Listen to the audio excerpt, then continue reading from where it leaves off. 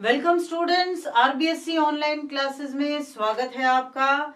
Half yearly के बाद का ये जो टाइम है बहुत क्रूशियल टाइम है। बहुत थोड़ा टाइम बचा है आपके बोर्ड एग्जाम के लिए, तो बोर्ड एग्जाम की प्रिपरेशन जल्दी से शुरू कर दीजिए हमारे साथ, ताकि आप अपने बोर्ड एग्जाम में ज्यादा से ज्यादा मार्क्स गेन कर सकें। आज हम जो सिविक्स का चैप्टर अटेम्प्ट करने जा रहे हैं वो है जन संघर्ष एवं आंदोलन, पॉपुलर स्ट्रगल एंड मूवमेंट। क्या है ये चैप्टर, क्यों है, ये हम आज पढ़ेंगे। और इस चैप्टर का सबसे जो इंपॉर्टेंट पार्ट है, जो इस चैप्टर का कॉन्सेप्ट क्लियर कर देगा, वो पार्ट आज हम डिस्कस करेंगे। चलिए शुरू करते हैं आपका ये चैप्टर, जन संघर्ष एवं आंदोलन, पॉपुलर स्ट्रगल्स एंड मूवमेंट। सबसे पहले ये दो चीजों को समझ लेते हैं, संघर्ष और आंदोलन। बच्चों, आंदोलन जो है वो हर तरह से किया जा सकता है, लेकिन ये जरूरी नहीं है कि हर संघर्ष आंदोलन हो। और ये भी, लेकिन ये है कि हर आंदोलन कहीं ना कहीं संघर्ष से जन्म लेता है, ठीक है ना। तो आपको थोड़ा ध्यान रखना है कि ये जरूरी नहीं कि हर संघर्ष आंदोलन ही हो, लेकिन हर आंदोलन में संघर्ष जरूर होता है, ठीक है। क्या होते हैं आंदोलन, क्यों होते हैं, क्यों संघर्ष होते हैं, तो ये कॉन्सेप्ट हमें आज क्लियर करना है। क्यों होते हैं संघर्ष, आंदोलन, क्या होता है फ्रैक्शन या स्ट्रगल, क्यों किया जाता है स्ट्रगल, हम क्यों किसी चीज के ओपोज जाते हैं। आप बिल्कुल अच्छे से ये चीज अज्यूम कर सकते हो कि जब भी हमारे साथ कुछ गलत होता है या हम किसी चीज की सही की डिमांड करते हैं, तो हमेशा उसके लिए क्या करते हैं, हमेशा उसके लिए हम डिमांडिव हो जाते हैं, हमेशा उसके लिए जो है स्ट्रगल करते हैं। बिना संघर्ष के कोई चीज जो मिलती है ना, उसकी हम कदर भी नहीं करते। तो अच्छी चीजें हमेशा बहुत संघर्ष के बाद मिलती हैं। और आंदोलन जो होता है वो मास लेवल पे होता है। मास लेवल का मतलब होता है वृहद स्तर पे। क्यों? क्योंकि आंदोलन का मतलब ही है कि हिला देना किसी चीज को, ठीक है ना, आंदोलित कर देना, यानी कि हिला देना किसी चीज को। वो सत्ता हो सकती है, वो नियम कायदे हो सकते हैं, वो लोगों की विचारधारा हो सकती है, तो हिला देना उस चीज को आंदोलन कहलाता है। तो क्या है ये आंदोलन और संघर्ष का ये कॉन्सेप्ट, ये आज हम इस चैप्टर का जो बिल्कुल इनिशियल पार्ट है, शुरुआती पार्ट है, वहां से पढ़ेंगे, जहां आपके इस चैप्टर में दो एग्जाम्पल दिए हुए हैं। पहला एग्जाम्पल है नेपाल का और दूसरा है बोलीविया का। शायद ये कॉन्सेप्ट समझने के लिए आपको इन दोनों एग्जाम्पल्स को समझना जरूरी है। क्यों? क्योंकि जैसे ही आप ये दोनों एग्जाम्पल अच्छे से समझ जाओगे ना, आपको समझ आ जाएगा कि आंदोलन किस किस तरह के होते हैं, क्यों होते हैं, किस तरह होते हैं, ठीक है। तो चलिए शुरू करते हैं। पहले हम बात करेंगे नेपाल के जन आंदोलन की, popular revolution in Nepal.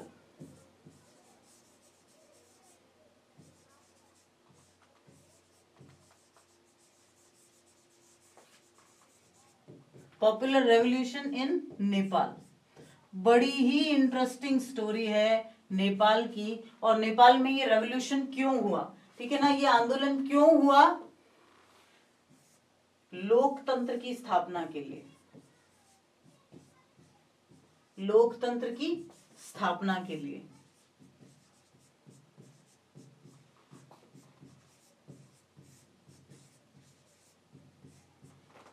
To establish democracy.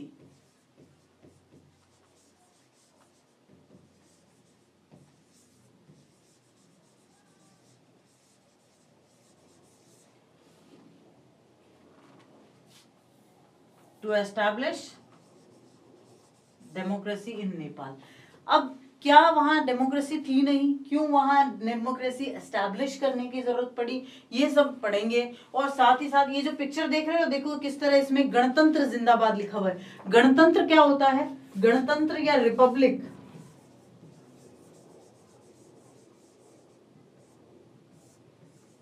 Republic या गणतंत्र क्या होता है, पहले ये समझ लीजिए, ताकि आपको बाकी का कॉन्सेप्ट बहुत जल्दी समझ आएगा। क्या होता है गणतंत्र? जब भी किसी राष्ट्र का जो राष्ट्राध्यक्ष होता है, ठीक है ना, जो देश का अध्यक्ष होता है, जो शासन का नहीं, पूरे देश का जो प्रथम नागरिक होता है, वो मोनार्कियल सिस्टम यानी राजशाही से ना होकर लोगों के द्वारा चुना गया हो या पॉपुलर हो, तो उस देश को गणतंत्र कहा जाता है। आप इसको ऐसे समझ सकते हो कि भारत एक गणतंत्र है, भारत एक रिपब्लिक है। क्यों? क्योंकि हमारे राष्ट्रपति जो है वो हमारे द्वारा चुने जाते हैं।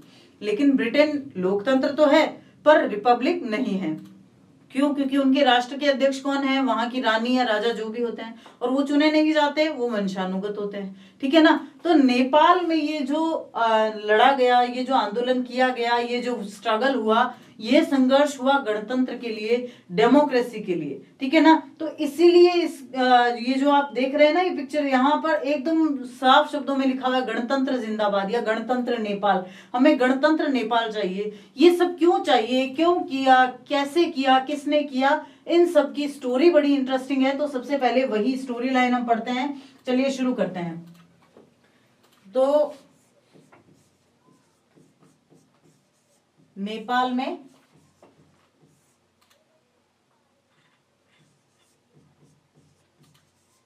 लोकतंत्र,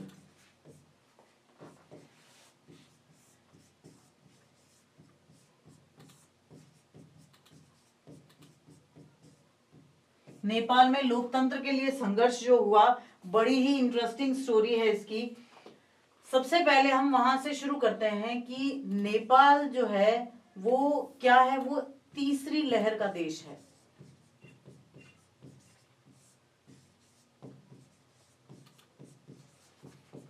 क्या है ये तीसरी लहर? ठीक है ना? नेपाल को अगर हम इंग्लिश में इसको कहें तो इसको कहेंगे थर्ड वेव कंट्री।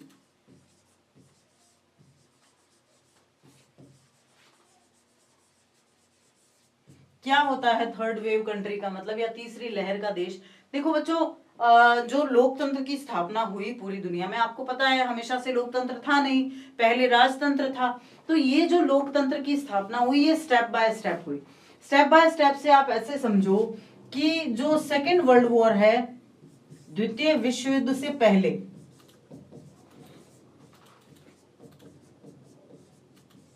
द्वितीय विश्व युद्ध से पहले, सेकेंड वर्ल्ड वॉर से पहले जिन देशों में लोकतंत्र की स्थापना हुई, उनको कहते हैं फर्स्ट वेव कंट्रीज।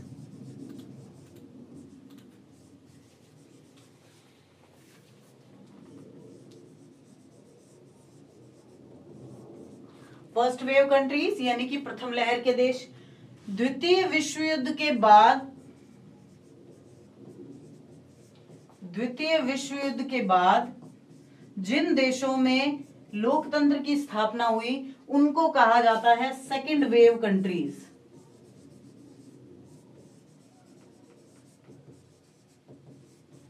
और जिन देशों में 1990 यानी 1990 के बाद लोकतंत्र की स्थापना हुई, उनको कहा जाता है थर्ड वेव कंट्री।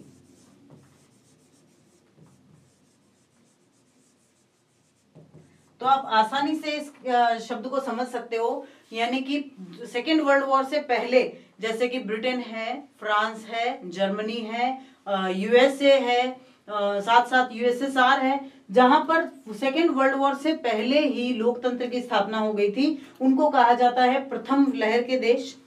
जहां सेकेंड वर्ल्ड वॉर के बाद लोकतंत्र की स्थापना हुई, इंडिया है, पाकिस्तान है, श्रीलंका है, वहां पर उनको कहा जाता है सेकेंड वेव कंट्रीज। और जहां 1990 के बाद लोकतंत्र की स्थापना हुई, उनको कहा जाता है थर्ड वेव कंट्रीज। तो नेपाल जो है वो क्या है? वो एक थर्ड वेव कंट्री माना जाता है, यानी कि यहाँ 1990 के बाद लोकतंत्र की स्थापना की गई। और लोकतंत्र की स्थापना की गई, लेकिन लोकतंत्र पर संकट बड़ा आया। क्या संकट आया देखते हैं। लोकतंत्र पर जो संकट था वो शुरू इस जो लोकतंत्र पर संकट की कहानी है ना, वो उसके में लोकतंत्र की स्थापना के साथ ही शुरू हो जाती है। तो 1990 में क्या हुआ? 1990 के बाद नेपाल में Girija Prasad Koirala,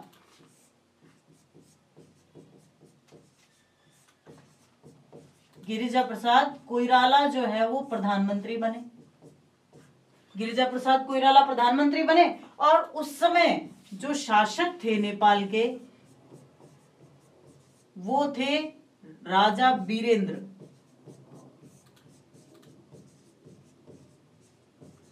So Girija Prasad Koirala was the Prime Minister of Nepal and King Birendra was the Emperor of Nepal.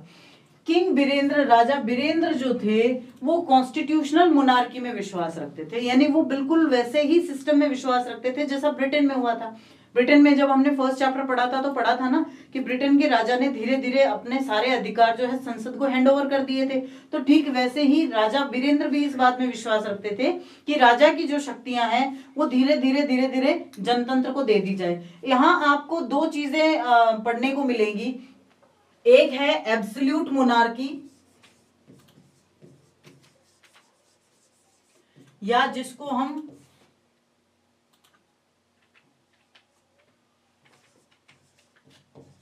कठोर राजतंत्र भी कहते हैं,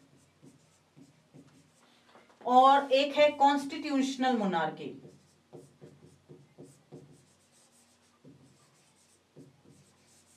यानी जिसको हम संवैधानिक राजतंत्र कहते हैं।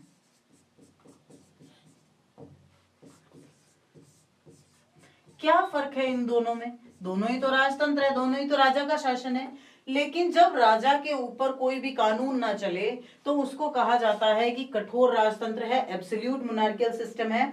लेकिन जब राजा भी कानूनों को माने और संविधान के अनुसार चले तो उसको कॉन्स्टिट्यूशनल मोनार्की या संवैधानिक राजतंत्र कहा जाता है। तो राजा बीरेंद्र जो थे, किंग बीरेंद्र जो थे, वो क्या मानते थे कि देश में कॉन्स्टिट्यूशनल मोनार्कियल सिस्टम होना चाहिए, और कॉन्स्टिट्यूशनल मोनार्कियल सिस्टम के द्वारा धीरे धीरे जो है सारी शक्ति किसमें ट्रांसफर कर दी जानी चाहिए? जनता में कर जानी चाहिए। बहुत अच्छी सोच थी उनकी, उन्होंने बहुत साथ दिया। लेकिन हुआ क्या? हुआ ये कि 2001 में राजा बीरेंद्र की हत्या कर दी गई।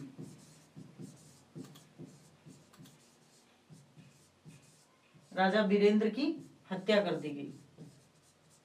King Birendra was assassinated in 2001 and that was the most shock for Nepal's democracy establishing।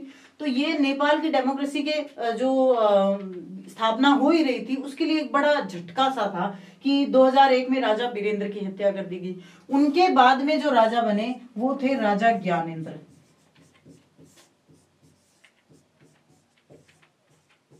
अब आपको ये ध्यान में रखना है कि राजा बीरेंद्र जो थे, राजा बीरेंद्र संवैधानिक राजतंत्र के पोषक थे। वो ये मानते थे कि कॉन्स्टिट्यूशनल मोनार्की होनी चाहिए, जबकि राजा ज्ञानेंद्र जो थे वो एब्सोल्यूट मोनार्कियल सिस्टम या कठोर राजतंत्र के पोषक थे। वो ये मानते थे कि देश का विकास अगर करना है, डेवलपमेंट अगर करना है तो डेमोक्रेसी नहीं चाहिए, मोनार्कियल सिस्टम चाहिए और सख्ती चाहिए। तो उन्होंने क्या किया? राजा ज्ञानेंद्र ने जो संसद है,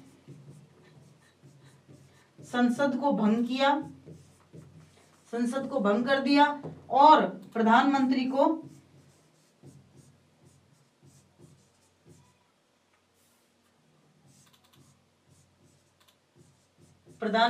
अपने पद से पदच्युत कर दिया। Just for his thoughts, King Birendra dissolved the Parliament of Nepal and he dismissed the Prime Minister of Nepal। ठीक है ना? तो यहाँ तक स्टोरी समझ में आई। Girija Prasad Koirala was one of the prime ministers, or you can say the first of the prime ministers, and that time King Birendra was the emperor there। Girija Prasad Koirala प्रधानमंत्री थे और उस समय राजा बीरेंद्र जो थे वो वहां के शासक थे। राजा बीरेंद्र जो थे वो संवैधानिक राजतंत्र में विश्वास रखते थे और वो आराम से अपनी शक्तियां जो है वो संविधान को और जनता को देने में विश्वास रखते थे। बट 2001 में 2001 में राजा बीरेंद्र की हत्या कर दी गई और उनके बाद राजा ज्ञानेंद्र शासक बने। राजा ज्ञानेंद्र जो थे वो एब्सोल्यूट मोनार्कियल में ट्रस्ट करते थे और ये मानते थे कि सारी की सारी जो पावर है वो राजा के पास ही होनी चाहिए। जब उन्होंने प्रधानमंत्री को अपने पद से हटा दिया और पार्लियामेंट को डिसॉल्व कर दिया तो नेपाल में क्या हुआ? लोकतंत्र के लिए आंदोलन शुरू हो गया। लोकतंत्र के लिए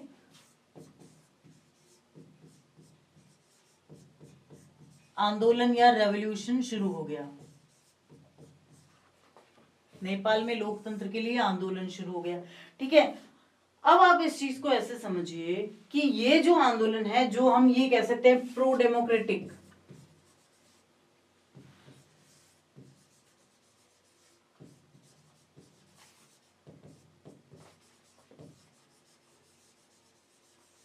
ये जो प्रो डेमोक्रेटिक मूवमेंट होते हैं, ये कोई एक इंसान इनको संचालित नहीं करता, ये लोगों के अंदर से निकलते हैं। लोग जो है वो हमेशा इनको अपने मन से जो है इनमें शामिल होते हैं। तो यही नेपाल में हुआ, लोग जो है इसमें शामिल हुए, लेकिन उसमें कुछ महत्वपूर्ण घटनाएं हुई। क्या महत्वपूर्ण घटनाएं हुई? एक तो SPA का निर्माण किया गया, बहुत इंपॉर्टेंट है, आपसे क्वेश्चन पूछा जा सकता है, what does it refers by SPA, या SPA से क्या अर्थ है? तो SPA का मतलब होता है 7 पार्टी अलायंस।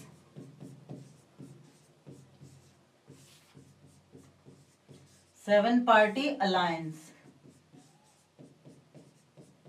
क्या होता है 7 पार्टी अलायंस? देखो 1990 में जब नेपाल में लोकतंत्र एस्टैब्लिश हुआ, जब डेमोक्रेसी एस्टैब्लिशमेंट हुआ, उस समय वहां पर मल्टी पार्टी सिस्टम था, यानी बहुदलीय सिस्टम था, बहुदलीय व्यवस्था थी। तो ऐसे में 7 मुख्य पार्टीज थी नेपाल में, और जब डेमोक्रेसी की बात आई तो वो सभी 7 की 7 पार्टियां जो है एक साथ आ गई। तो इसको कहा गया SPA या 7 पार्टी अलायंस, ठीक है। और उसके साथ साथ 7 पार्टी अलायंस का SPA का साथ किसने दिया? SPA का साथ दिया माओइस्ट्स ने।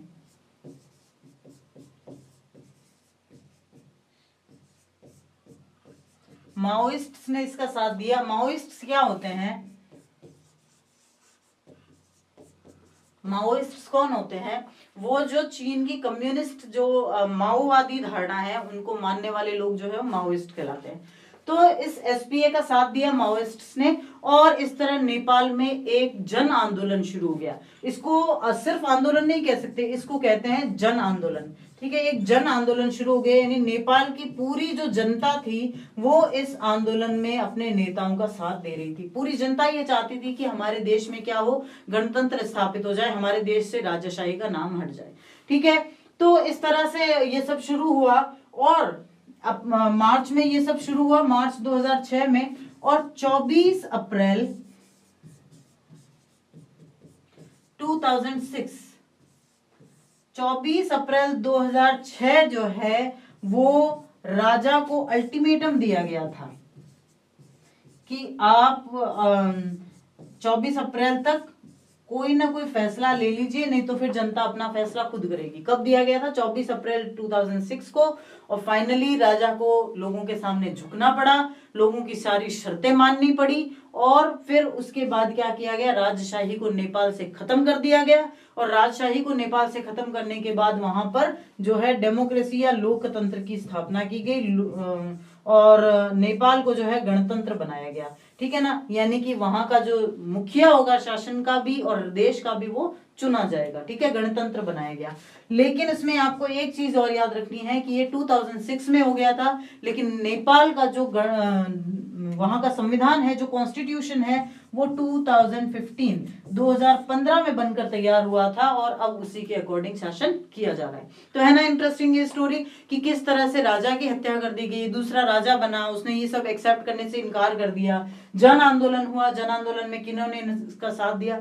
आपको ये पूरी स्टोरी के साथ याद रखना है, क्योंकि बड़ा क्वेश्चन अगर आता है तो इसी तरह से आता है कि इस उदाहरण को देते हुए समझाइए, इस चीज का उदाहरण देते हुए समझाइए, है ना, पूछा जा सकता है, ठीक है। तो ये थी नेपाल की स्टोरी, जिसमें क्लियरली बताया गया है कि किस तरह से नेपाल के लोगों ने जो है अपने गणतंत्र के लिए एकजुट हो गए, किस तरह से उन्होंने संघर्ष किया, और फाइनली उन्होंने अपने गणतंत्र को, अपनी डेमोक्रेसी को जो है वो पाकर ही माने, ठीक है। तो ये है नेपाल की स्टोरी। अगली जो स्टोरी है वो है बोलीविया की स्टोरी। अगली जो स्टोरी है वो है बोलीविया। कहां है बोलीविया? बोलीविया जो है, बोलीविया का जल संघर्ष कहते हैं इसको।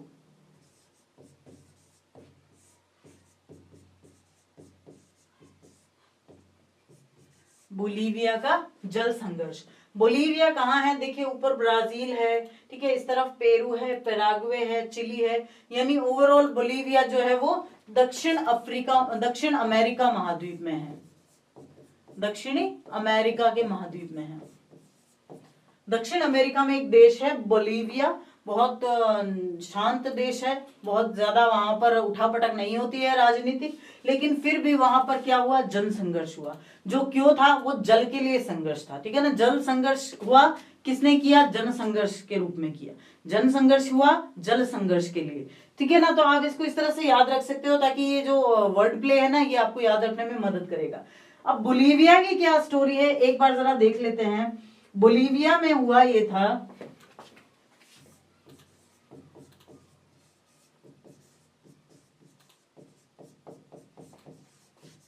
बोलीविया की कहानी सुन लेते हैं। बोलीविया में क्या हुआ था कि वहां पर जो पानी आता है, ठीक है ना, जो जल सप्लाई है या जलापूर्ति जिसको हम कह सकते हैं, जलापूर्ति जो है वो सरकारी होती थी, ठीक है ना, सरकार की तरफ से। हमारे यहाँ भी तो नल आता है, ठीक है ना, सुबह शाम आता है या एक टाइम आता है या 2 दिन से एक बार आता है, जैसे भी आए पानी आता है ना। तो वो पानी कौन भेजता है हमारे यहाँ, सरकार की तरफ से। तो ये जलापूर्ति जो होती है वो सरकार की तरफ से होती है, सरकार उसके लिए क्या करती है, बिल देती है। तो ये चीजें जो है ना, वो सरकार की तरफ से वहां जलापूर्ति होती थी, और ये जलापूर्ति सरकारी होती थी। लेकिन सरकार ने क्या किया, इस जलापूर्ति को निजीकृत कर दिया। निजीकृत क्या होता है, प्राइवेटाइजेशन।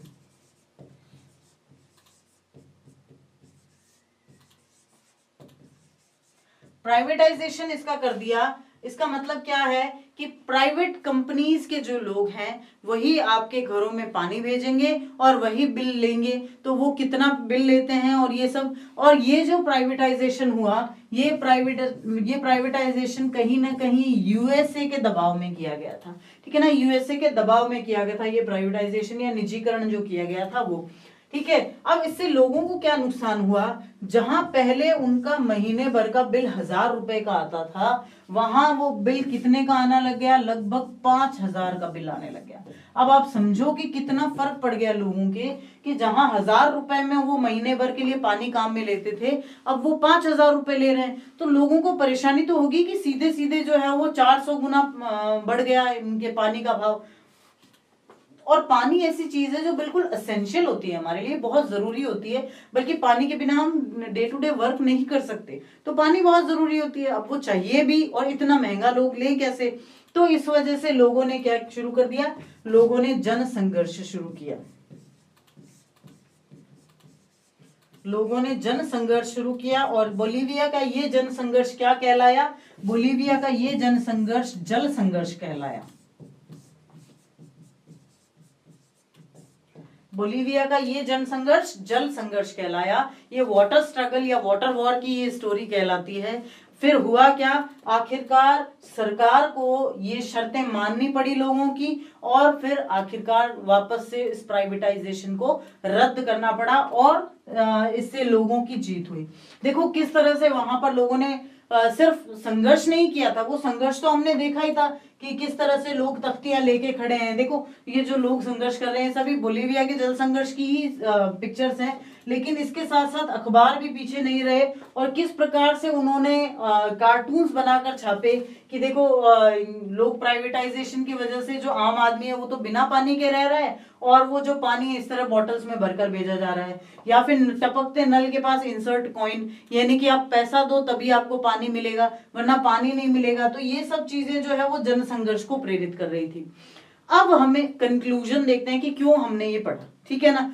तो 2 चीजें हम समझेंगे। पहली तो ये कि क्या इन दोनों संघर्षों में कोई समानता है, फिर ये देखेंगे कि उनमें असमानता क्या है, what are the similarities and dissimilarities of both the struggles, both the movements, ठीक है। तो पहले हम सिमिलैरिटी या समानता की बातें कर लेते हैं कि इन दोनों में समानता क्या है, इन दोनों संघर्षों में समानता क्या है। पहली जो समानता है वो तो ये है कि दोनों ही क्या है, दोनों ही जन संघर्ष हैं, यानी दोनों ही जनता के द्वारा जो है शुरू किए गए हैं, ठीक है ना। Both were initiated by the mass itself, ठीक है ना, both were the mass revolts और mass revolution. So people were engaged with both the struggles in a large number, और you can say in a large quantity, okay. तो these were the mass struggle. उसके बाद में दोनों ही जन संघर्ष होने के साथ साथ दोनों ही जो है वो किसी के द्वारा प्रेरित नहीं, किसी के द्वारा प्रेरित नहीं, यानी लोगों ने अपने आप शुरू किए, लोगों ने अपने आप देखा कि हमें हमारे फायदे के लिए क्या करना है क्या नहीं करना है, लोगों ने खुद शुरू किया। ठीक है, दोनों के दोनों जो थे वो सफल संघर्ष थे, very successful both the revolutions were. ठीक है ना, और उसके साथ साथ दोनों के दोनों जो थे वो राष्ट्रव्यापी थे, यानी कि पूरी कंट्री में ये स्ट्रगल्स हुए थे। तो ये जो है सिमिलैरिटीज है इन दोनों स्ट्रगल्स में। अब कुछ असमानताएं भी तो रही होंगी ना, हम कैसे ये कह सकते हैं कि नेपाल का संघर्ष और बोलीविया का संघर्ष एक जैसा है, ये तो हम कह नहीं सकते।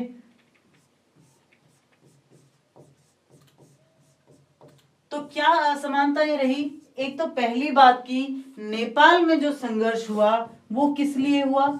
नेपाल में संघर्ष हुआ वो डेमोक्रेसी के लिए हुआ, लोकतंत्र के लिए हुआ।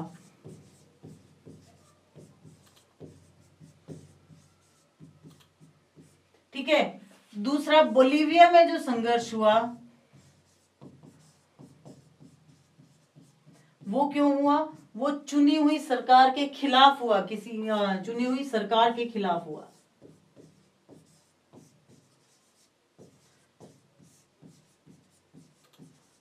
यानी ये एक बिग डिफरेंस है, बेसिक डिफरेंस है इन दोनों में। ये तो लोकतंत्र के लिए था और ये चुनी हुई सरकार के खिलाफ किया गया एक आंदोलन था। ठीक है, और दूसरा बड़ा डिफरेंस इन दोनों में ये है कि नेपाल में जो संघर्ष हुआ वो संघर्ष हुआ था देश की जो आधारभूत संरचना होती है, जो स्ट्रक्चर होता है, जो फाउंडेशन होता है, उसके लिए, आधारभूत संरचना के लिए। और बोलीविया में जो संघर्ष हुआ था वो क्यों हुआ था? बोलीविया का संघर्ष हुआ था किसी एक गलत नीति के विरुद्ध। हम इन दोनों को एक नहीं कह सकते क्योंकि इन दोनों में बेसिक डिफरेंस थे। ठीक है ना, नेपाल में जो संघर्ष हुआ तो वो तो बिल्कुल बेसिक चीजों के लिए हुआ कि हमें तो ये चीज पूरी सिस्टम ही पूरा ऐसा चाहिए, लेकिन बोलीविया में वो सिर्फ एक गलत नीति के विरुद्ध हुआ। ठीक है ना, तो आपके ये जो इंपॉर्टेंट क्वेश्चंस बनते हैं इस चैप्टर में, या ये कह सकते हैं कि इस टॉपिक में ये सबसे इंपॉर्टेंट क्वेश्चन है कि नेपाल और बोलीविया के जो जनसंघर्ष हुए उनकी तुलना कीजिए, कंपेयर बोथ द रेवोल्यूशंस और struggle whether it is in Nepal or it is in Bolivia, इनको कंपेयर कीजिए and then explain the similarities and dissimilarities between the both, और इन दोनों के बीच की समानताओं और असमानताओं को स्पष्ट कीजिए। तो आपको बताना होगा समानताएं क्या रही। एक तो दोनों ही मास स्ट्रगल थे, both were the mass struggle, जन संघर्ष थे, दोनों ही किसी के द्वारा प्रेरित नहीं थे, both were not inspired by anyone else, जनता ने खुद किए थे, बोथ वर सक्सेसफुल, दोनों ही सफल रहे थे, and both were country wide spreaded, दोनों ही जो थे वो राष्ट्रव्यापी थे। असमानताएं क्या रही? नेपाल में ये लोकतंत्र के थे, लोकतंत्र के लिए थे, it was for the sake of democracy in Nepal, but in Bolivia it was against the elected government, Bolivia में चुनी हुई सरकार के खिलाफ थे।